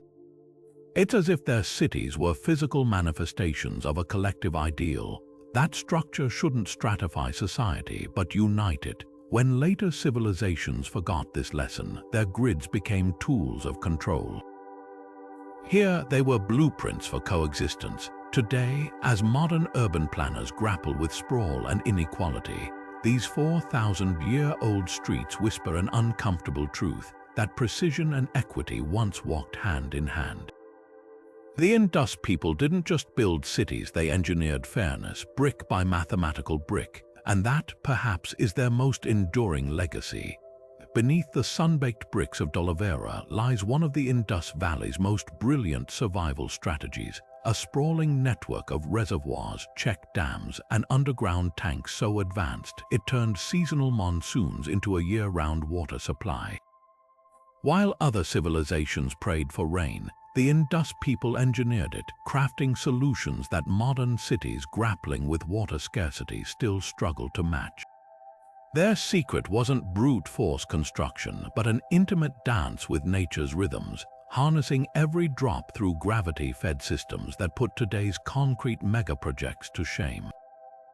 Start with the reservoirs. Cut into the bedrock itself, these stone-lined basins captured monsoon runoff with mathematical precision. The largest at D'Oliveira spans 79 meters long and 7 meters deep, big enough to fill 3 Olympic pools, but the real marvel is its placement. Positioned strategically downhill from the citadel, it collected water cascading through a series of terraced channels, each calibrated to slow the flow and prevent erosion. Loose gates made of fitted wood, their pivot holes still visible in the stone, allowed operators to release water gradually, sustaining the city through 8-month dry spells. Unlike Egypt's Nile-dependent farms or Mesopotamia's labor-intensive irrigation, this system required no constant human effort, just brilliant passive design. Then there's the housing innovation. Walk through any Indus neighborhood and you'll spot subtle slopes in the brick courtyards, gradients so slight they're almost imperceptible, yet precise enough to guide rainwater toward hidden filtration tanks. Excavations reveal these underground chambers lined with lime-plastered bricks, their walls coated with a natural silicone-like substance that prevented seepage. Some tanks even featured sedimentation baskets at their inlets, early sand filters that removed debris before water entered storage. In Lothal, a coastal settlement vulnerable to both floods and droughts, homes took this further, with rooftop collection systems funneling water through terracotta pipes directly into basement cisterns. The flood control systems reveal even deeper genius. At Mohenjo-daro, archaeologists found the entire city built atop a 5-meter-high artificial mound, not for grandeur, but as a hydraulic buffer against the Indus River's notorious mood swings. But the real stroke of brilliance lies in the street-as-canal concept. During monsoons, strategically widened avenues transformed into temporary waterways, their graded surfaces directing floodwaters toward retention ponds instead of homes. Brick lattice covers over street drains prevented debris blockages, while overflow channels redirected excess water to agricultural fields downstream. What's most astonishing isn't just the technology, but the philosophy behind it. Modern engineering often fights against nature, damming rivers, straightening coastlines. The Indus approach was symbiotic, working with topography rather than reshaping it. Their tanks recharged groundwater instead of depleting it. Their flood systems mimicked natural wetlands rather than concrete channels. Even their well placements followed geological cracks in the bedrock, tapping into aquifers with the precision of modern hydrogeologists. Perhaps the ultimate testament to their mastery lies in what's missing. No evidence of water wars, no paranoid fortifications around reservoirs. In a world where control of water meant power, the Indus Valley systems were strikingly democratic, serving entire communities without centralized control. When droughts came, as they inevitably did, these technologies bought time not just for elites but for everyone. That silent egalitarianism, etched into brick and stone, might be their most vital lesson for our climate-challenged present. Stroll through the ruins of Mohenjo-daro, and you'll notice something odd about the bricks beneath your feet. Some are a uniform reddish-brown, hardened by fire, while others are duller, crumbly, and sun-dried. This isn't random. Across the entire Indus Valley, only select structures, drains, wells, bathing platforms were built with kiln-baked bricks, while houses, streets, and even the towering citadels relied on mud bricks dried by sunlight alone. The divide is too consistent to be accidental, raising a vexing question. Why would a civilization capable of mass-producing fire-baked bricks choose to reserve them for specific purposes, leaving their homes vulnerable to erosion and decay? The contrast with other ancient cultures makes this even stranger. In Mesopotamia, kiln-fired bricks were prestige items reserved for temples and palaces, their glossy surfaces advertising power. But the Indus Valley flipped this hierarchy. Here, the most prestigious structures, the Great Bath, the Acropolis, were largely sun-dried, while baked bricks humbly served sewers and water features. This suggests a radical prioritization, functionality over status, communal welfare over individual display. After all, fire-baked bricks resist water far better, making them ideal for drains exposed to constant moisture. But if that's the sole explanation, why not use them for foundations in flood-prone areas? Why not protect entire cities from monsoon damage? Archaeologist Monica Smith offers a provocative theory. Maybe the choice wasn't about durability but deliberate impermanence. Sun-dried bricks require constant upkeep, replastering, rebuilding, communal labor binding society through shared maintenance rituals. The few baked brick structures, meanwhile, were investments meant to outlast generations, wells ensuring clean water, drains preventing epidemics. In this light, the Indus people weren't being pragmatic, they were making a philosophical statement. Their cities weren't meant to freeze in time like Egypt's pyramids, but to breathe, decay, and renew, a cycle as natural as the monsoon's return. Yet the mystery deepens when you examine the logistics. Kiln-fired bricks demand staggering resources: fuel, labor, time, while sun-dried ones need only mud and sunlight. Estimates suggest baking bricks for mohenjo-daro's drains alone would have required burning entire forests. So why not develop a middle ground? Other civilizations used partial firing or stabilizers like straw. The Indus obsession with binary choice, either fully baked or fully raw, hints at a cultural refusal to compromise, as if the materials themselves carried symbolic weight. Perhaps the answer lies in the brick's hidden properties. Modern engineers note that sun-dried bricks regulate indoor temperatures, better cool in summer, warm in winter, while fired bricks conduct heat. In a climate where temperatures swing from freezing to scorching, this split system might have been intentional climate control. Or consider the spiritual angle. Vedic texts later associated fire with ritual purity, suggesting baked bricks in drains could have signified ceremonial cleansing of waste. The haunting truth: we might never unravel their logic. Unlike decorative motifs or tools, bricks don't come with instruction manuals. Each one is a silent witness to decisions made by people who saw no need to explain what to them was simply common sense. Today, as modern architects rediscover the virtues of unfired clay, we're left grappling with the possibility that the Indus Valley's primitive sun-dried bricks weren't a limitation, but a sophisticated choice, one that kept their cities alive for centuries until even the wisest designs couldn't withstand the weight of a changing world.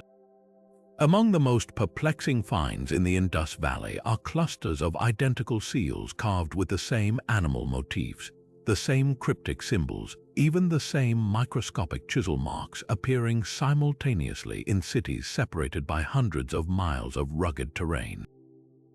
At Mohenjo-daro, a soapstone seal depicting a horned bull is pressed into clay sealing a warehouse door.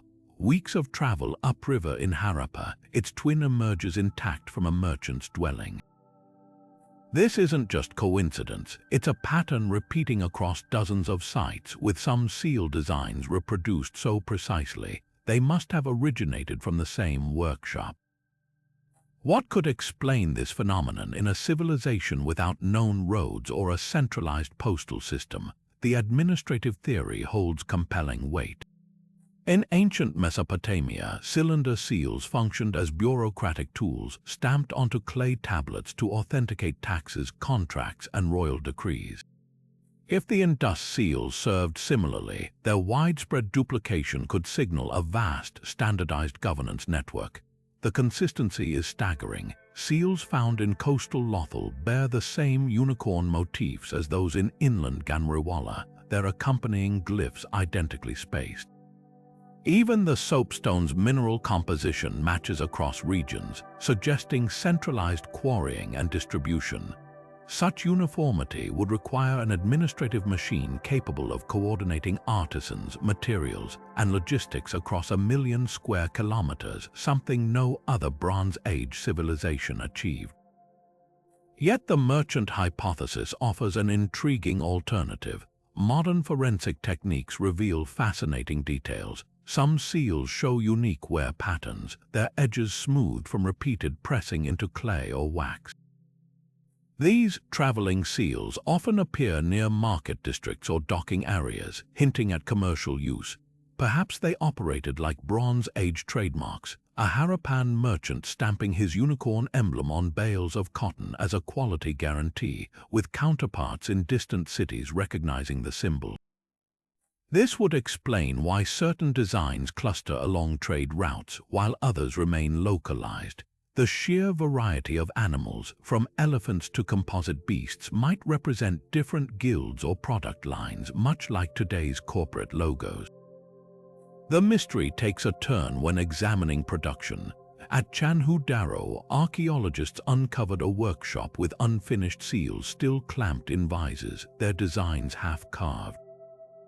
The startling part, these partially completed pieces mirror finished seals found in Kalibangan, hundreds of kilometers away. Either artisans were trained to replicate designs with near-identical tool strokes, a feat requiring standardized apprenticeships, or the molds themselves were transported.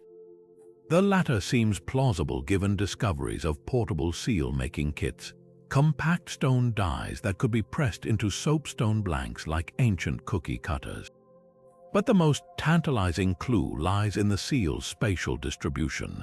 Mapping their locations reveals hotspots near city gates and waterways, as if checking points monitored goods moving in and out. One seal from Dolivera even bears impressions of multiple cords, suggesting it once secured a bundled shipment. Combine this with Mesopotamian texts mentioning Meluhan interpreters in their ports, and a picture emerges. A civilization whose economic bonds transcended language, relying on visual symbols to facilitate trade across cultural boundaries. The enigma endures because both theories could be true simultaneously. Perhaps the seals began as administrative tools, then evolved into commercial ones as the civilization's trade networks expanded. Or maybe they served dual purposes from the start, like a modern notary seal that also authenticates packages.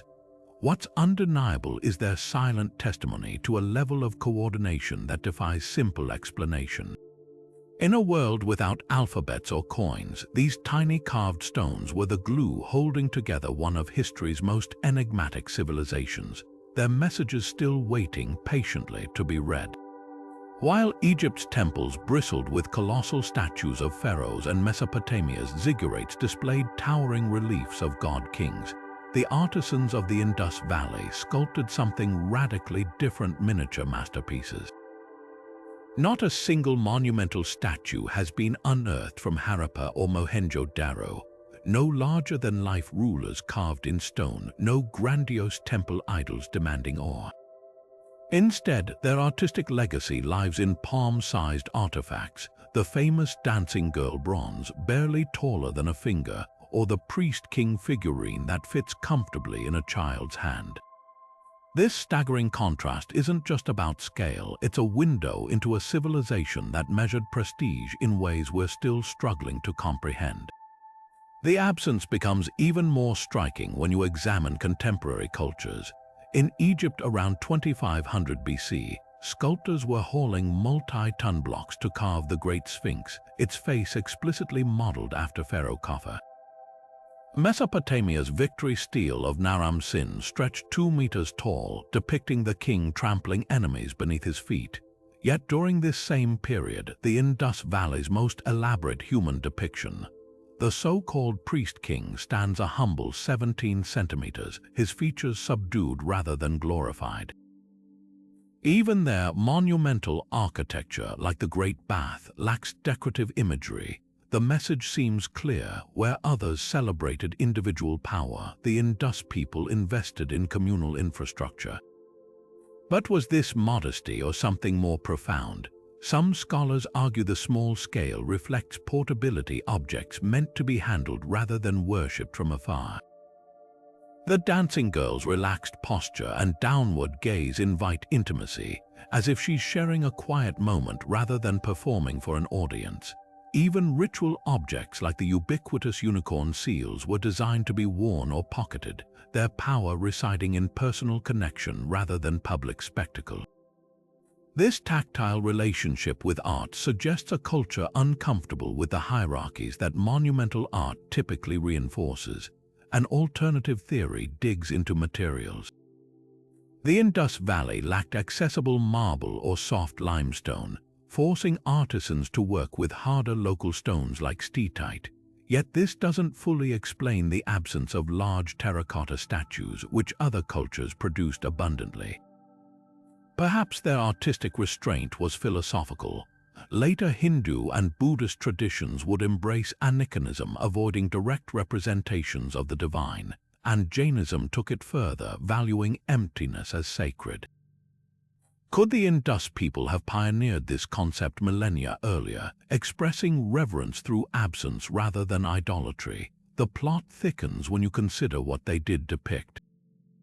Hundreds of terracotta figurines portray everyday life: women grinding grain, bulls pulling carts, even comical caricatures with exaggerated features.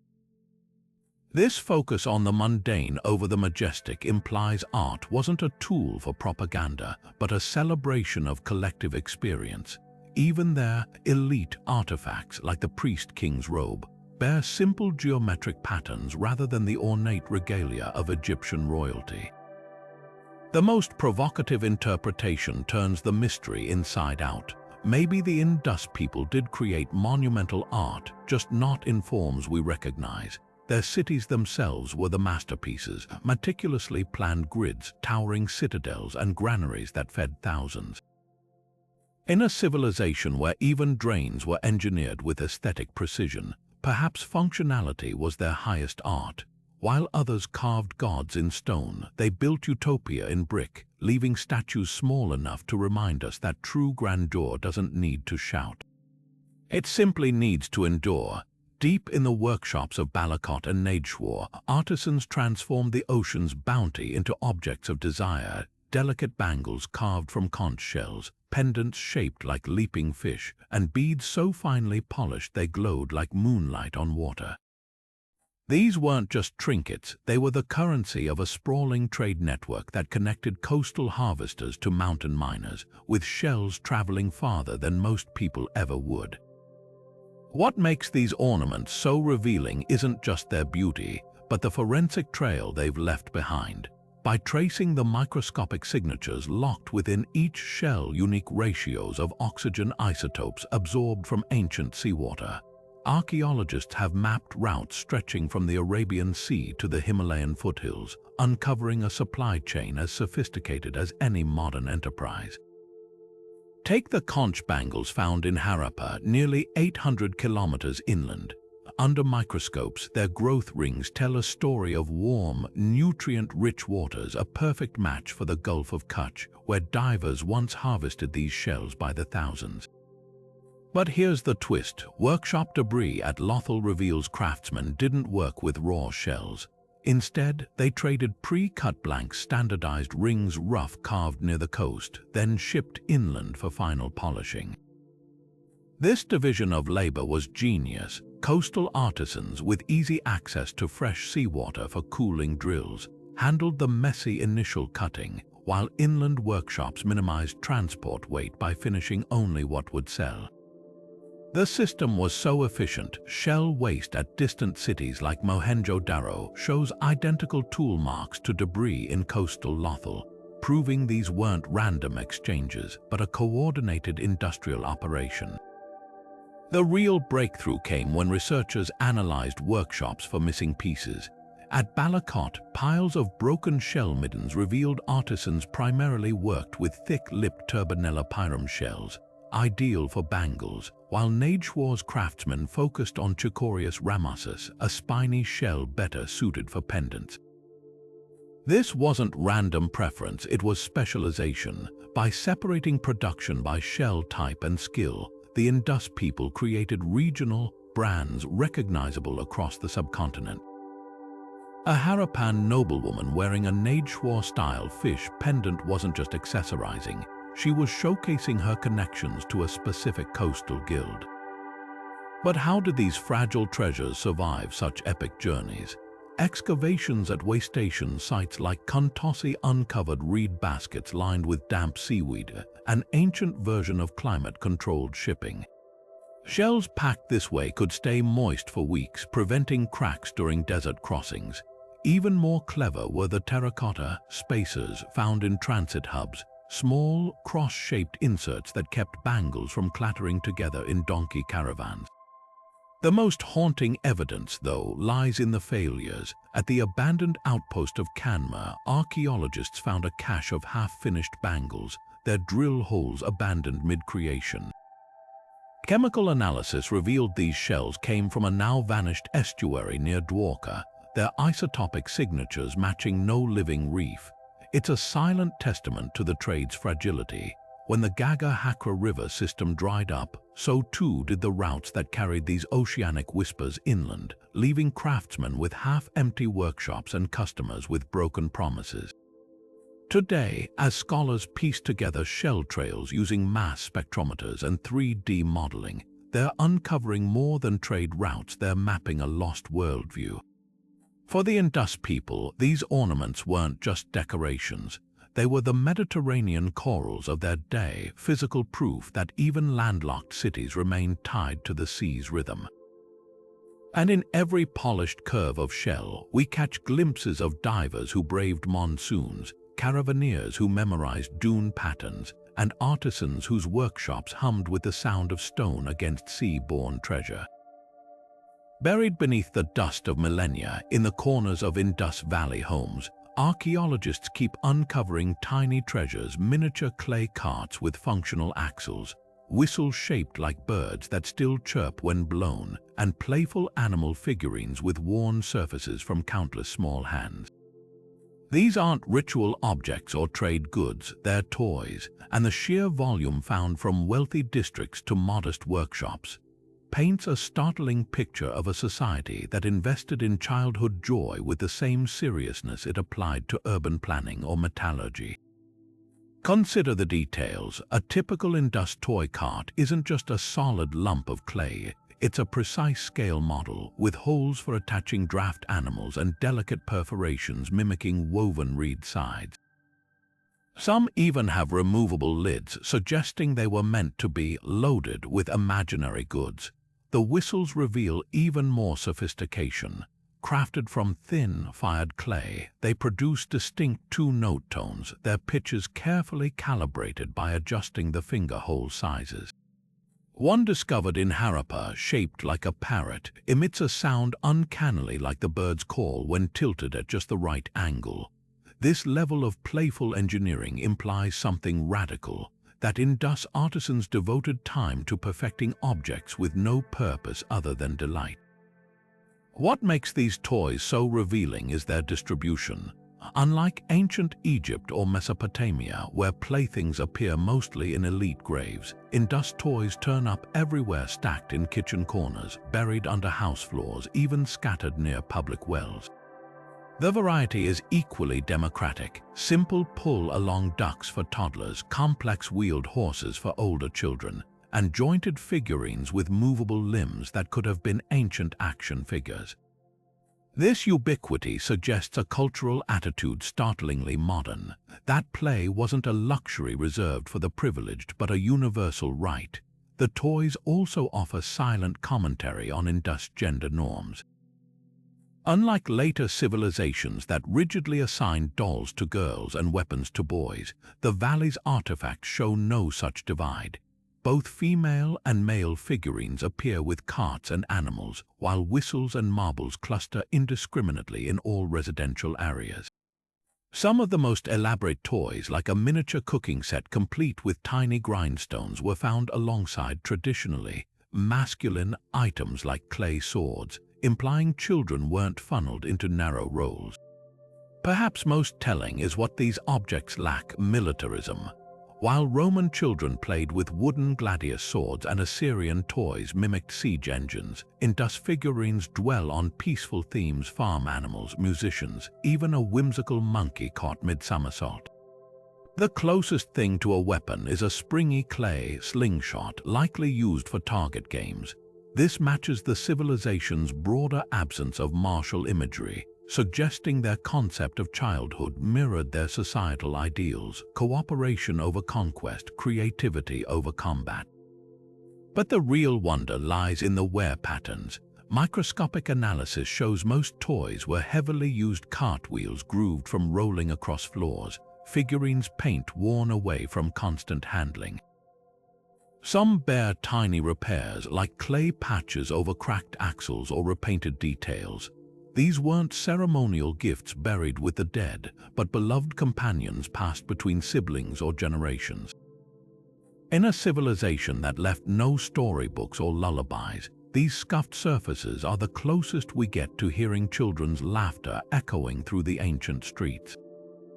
Today, as we marvel at their urban grids and undeciphered script, it's these humble playthings that humanize the Indus people most.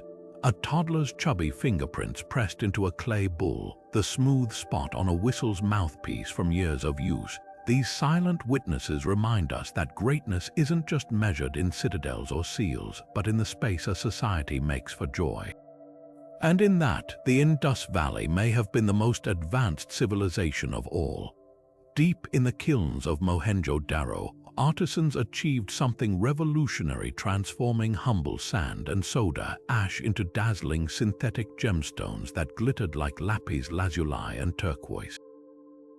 This was faience, an ancient precursor to glassmaking, but with a twist. The Indus Valley's version wasn't just decorative, it was technologically superior to anything Egypt would produce for another 500 years.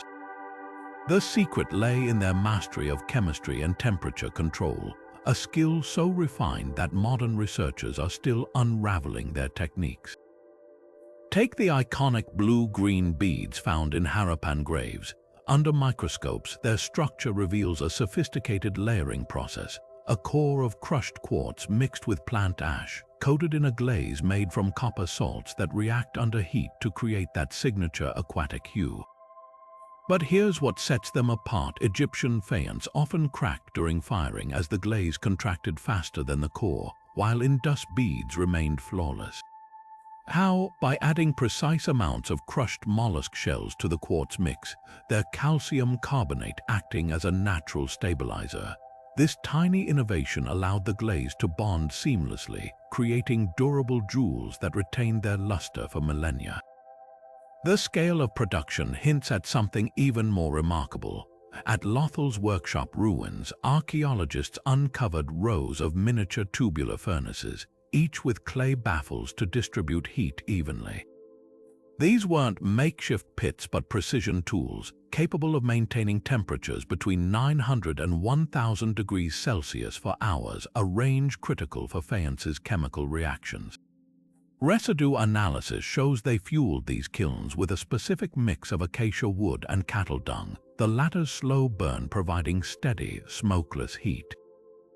Such control implies an empirical understanding of pyrotechnology that rivals modern ceramic studios. Then there's the color palette. While Egypt stuck to basic blues and whites, Indus artisans engineered an entire spectrum. A necklace from D'Oliveira alternates crimson beads colored with iron oxide with sunflower yellow ones using antimony, proving they'd identified mineral dopants for nearly every hue.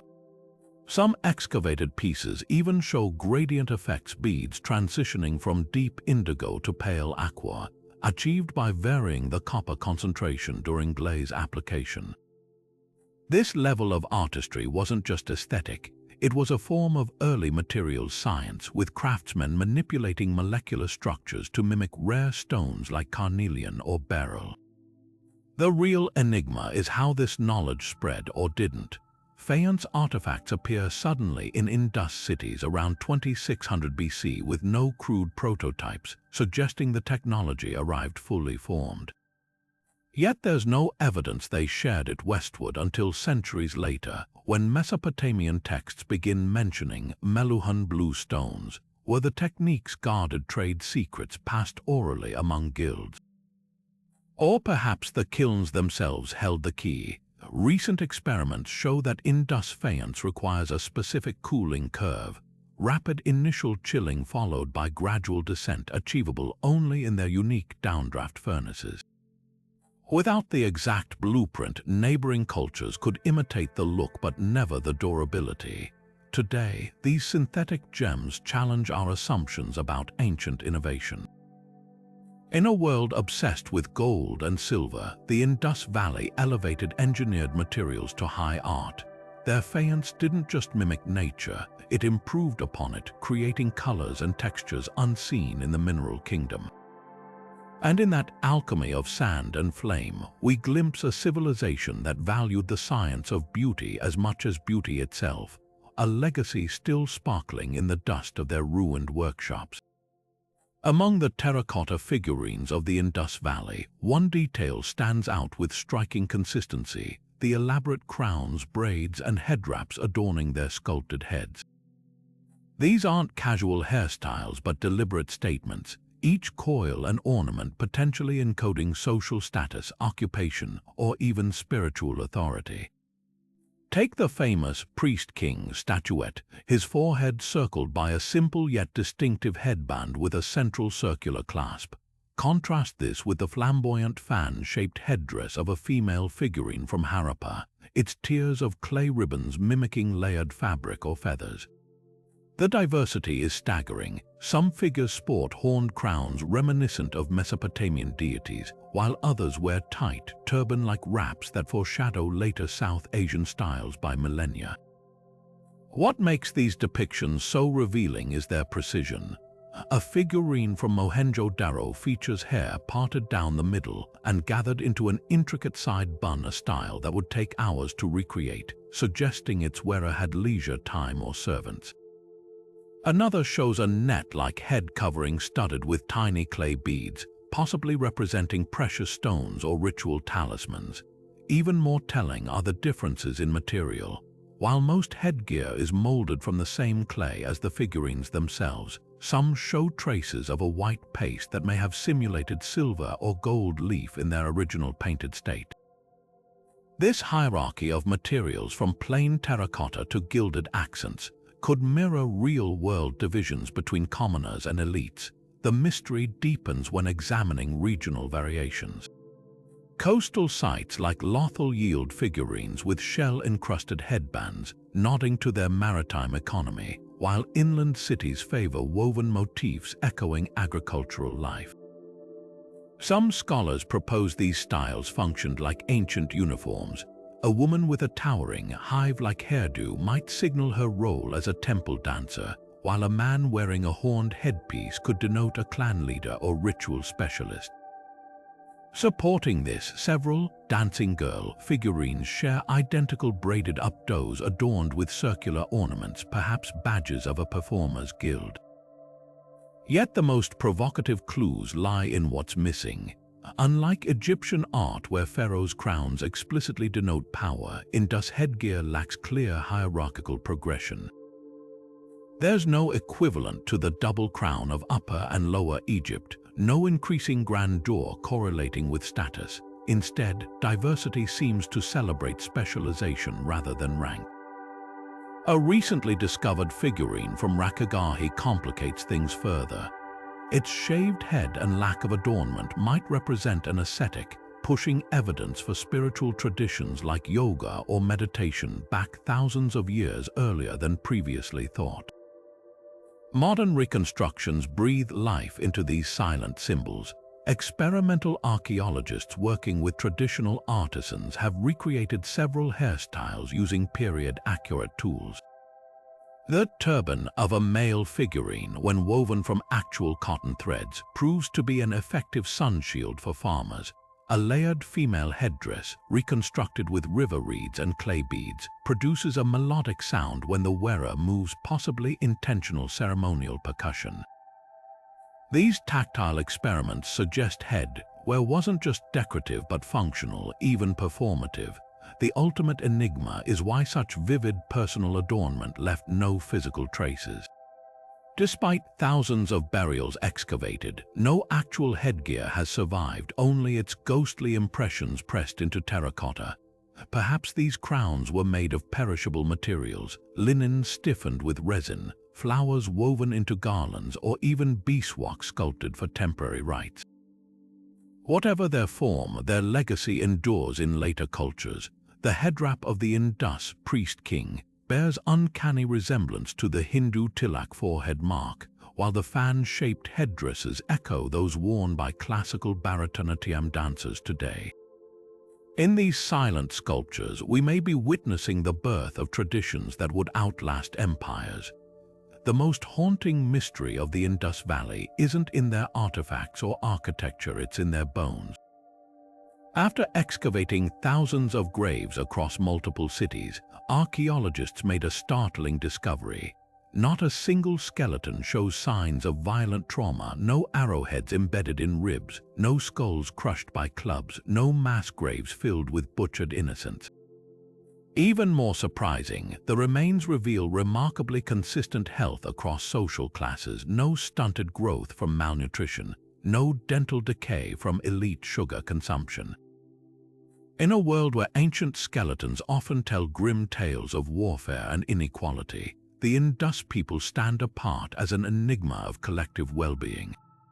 How could a Bronze Age civilization avoid the brutality that plagued every other contemporary society? Recent DNA research adds layers to this mystery. Genetic studies of modern populations in Pakistan and northwest India, the Indus Valley's descendants, reveal a striking absence of the chromosomal markers typically associated with hierarchical conquest. Unlike Europe, where ancient DNA shows repeated waves of male-dominated invasions replacing local populations, the subcontinent's genetic tapestry suggests something far more unusual, a slow, peaceful mingling of groups over millennia. The Rakhigarhi skeleton, one of the few well-preserved Indus-era remains sequenced to date, carries ancestry shared with both South Asian hunter-gatherers and Iranian farmers. But crucially, no sudden influx of steppe warrior genes seen elsewhere during this period. This paints a picture of a society that grew through integration rather than subjugation.